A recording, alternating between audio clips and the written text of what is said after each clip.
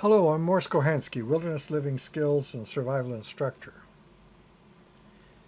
I've been working in this field for over 40 years, and I have been involved with a survival school called Karamat for the last 15 at least.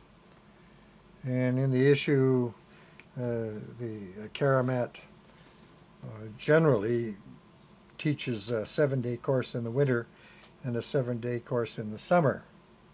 And we've been at this for quite some time. Now, we have people who are anxious to learn about survival, and I specialize in what I call modern survival as a specialty that is different from primitive survival or apocalyptic survival or the various other forms. The modern backpacker who takes off on Friday night and may be home by Sunday night should be especially interested in the type of survival that I would teach. I would say pilots would find it useful as they fly over sparsely settled country and they come down in the middle of nowhere. They might want to know how to make the best of it, you might say. Now, Karamat in particular has been involved in trying to provide sound knowledge with regard to what is to be expected in the boreal forests. So we have all kinds of videos, DVDs, and even written information that can be obtained from www.karamat.com. And because of the many years I've been associated with this, this has had a strong bearing on the course content and so on.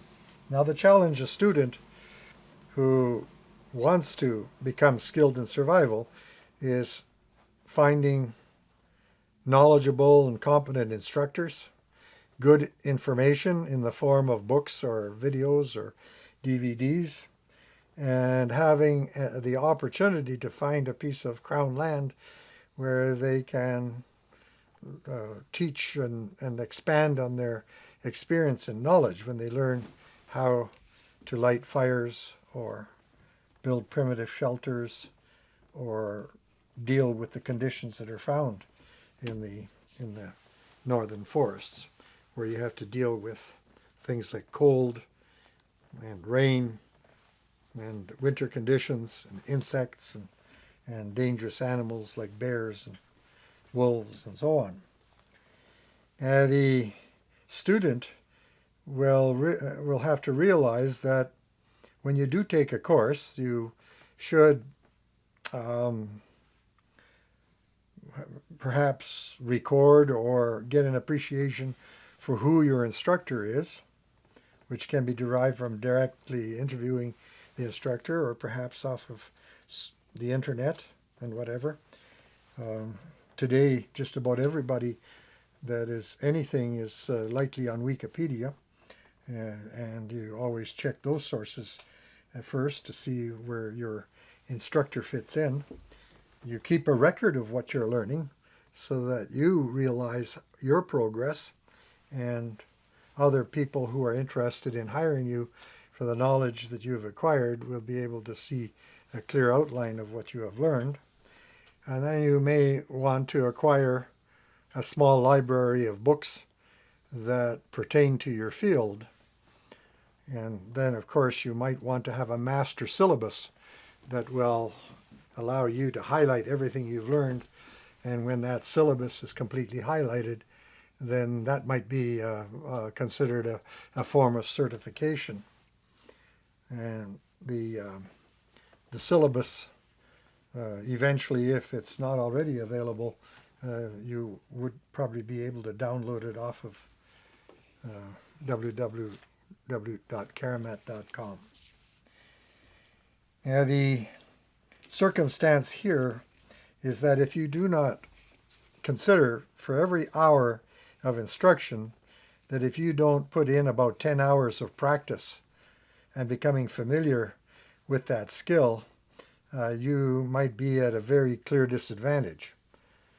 What I'm saying is that if you have learned how to light fire, just seeing it done on the television or seeing an instructor do it, just like watching an instructor swimming back and forth and so on, that you have to consolidate your knowledge through a lot of practice.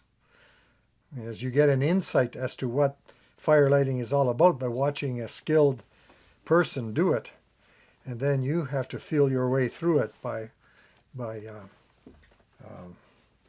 practicing over and over again.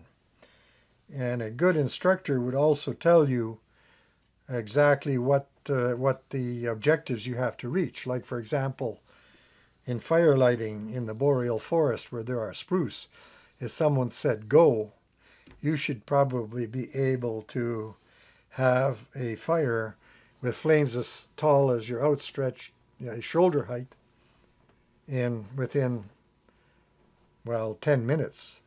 A skilled person may do it in less than 4.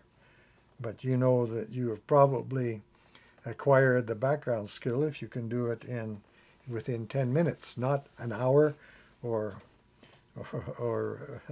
there is a very serious imperative that certain skills have to be done within a certain time limit, or you may not be able to survive the problem that you're challenged with. At any rate, as a student, you have many of the challenges.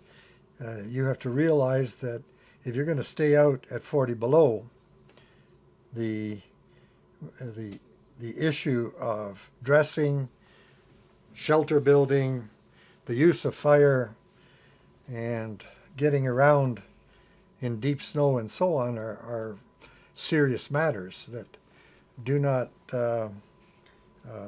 are not acquired by some good fairy hitting you over the head with a twig, and all of a sudden you're knowledgeable and skilled in these areas.